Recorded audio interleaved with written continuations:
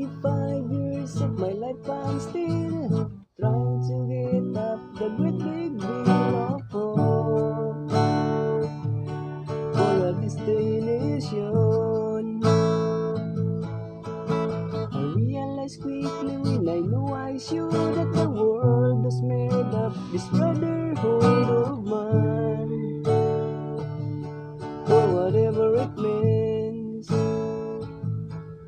And so I cry sometimes when I'm lying in bed just to get it all what's in my head, and I'm feeling a little peculiar.